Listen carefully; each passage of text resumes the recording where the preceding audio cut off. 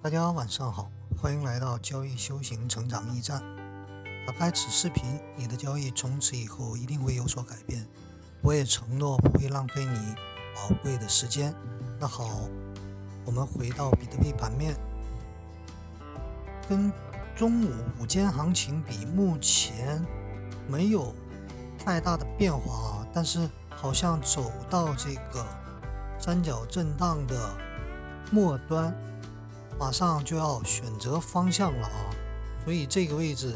无论你是做多还是做空都是非常好的短止损进场点。那上方还是64000、65000这一线，下方的支撑目前一是60500这一线，还有一个是6万，也就是说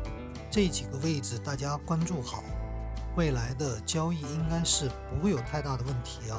超短线我就不建议大家做。然后今天晚上聊点什么？继续聊止损。止损是最难做到的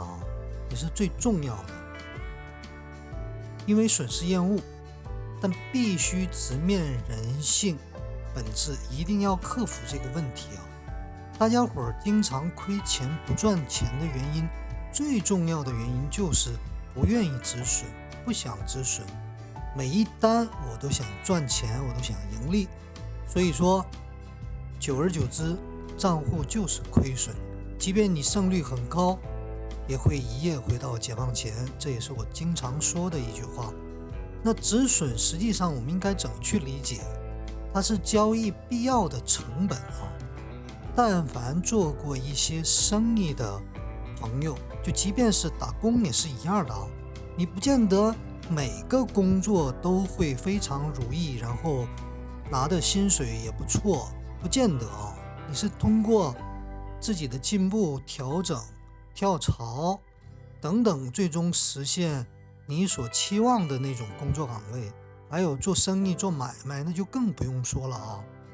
很多时候都是亏钱的生意，只不过什么整体的账算起来你是赚的就可干所以说我们每次做单止损它是成本，你无论是做生意去店面租金，还是你的员工挑费，还是各项原材料的成本支出，这些都是成本那交易也一样，你每一次做单这个止损就是成本，你不能把它单纯的认为我亏钱了，不是的你为了成功的交易，你为了你账户整体长期上扬，你就得需要不断的试错，不断的止损。但重要的是什么？亏的时候我们要少亏一定要多止损，但是每次止损都非常小。但一旦做对了一次的时候，我们吃的要多，这是昨天我讲的盈亏比的问题。所以说我们在这儿同样拿现在的盘面举例子，我在这儿开多开空都可以短止损嘛，亏不了多少。但如果它一旦选择方向，比如说我们做多，它上去了，那我们就能吃很大一块或者是它上去了，我止损离场了，那我不怕，下一个点位我再接着开单，还是找关键位这里头最关键的因素是什么？你的进场点要好。什么意思？你的进场点有利于控制你的短止损。如果你的进场点是半山腰，不是变盘的前夜，那你这个止损就没法控制了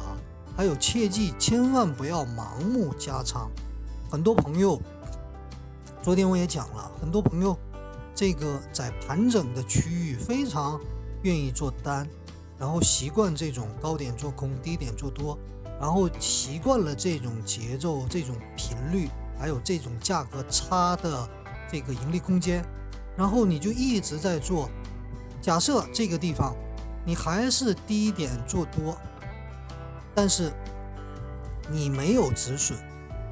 万一他要砸下来，你在这儿加一手多单不止损，然后结果人家掉到这儿，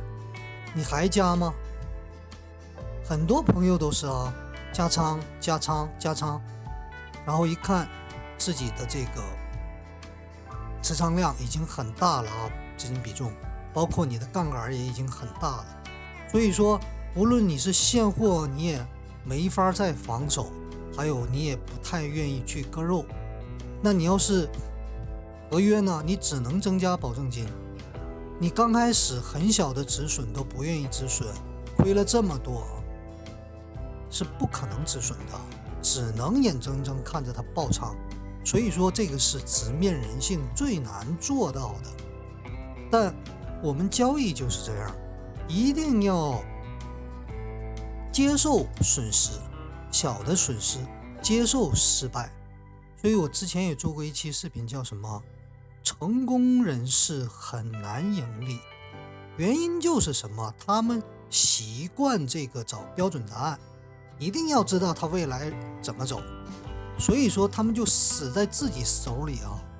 不是死在市场上，市场该怎么走他就怎么走，不管你是谁，他从来不在乎你的心理感受，他也没必要奖赏你，也没必要惩罚你，只是全都是你的一厢情愿。所以我们回到本质，回到本源，那就是应该怎么样？关注我自己的交易心态，然后接受这种小的止损，接受试错，接受失败。所以交易就是失败者的游戏，失败者很容易成功的游戏，因为他坦然的接受面对小的失败，小的试错无所谓，但是久而久之，我时间长了，盈亏比好。一旦做对的一次，我能拿住，这样我整体就是赚钱。交易的时间越长，我越赚钱，就这么个道理所以说，希望大家能够明白这一点，然后我们从方向、概率，然后一直到今天的这个止损，大家能一步一步的往前走，账户一定会向上的，一定能稳定盈利。那好，今天就聊到这儿，希望大家交易顺利，我们明天再见。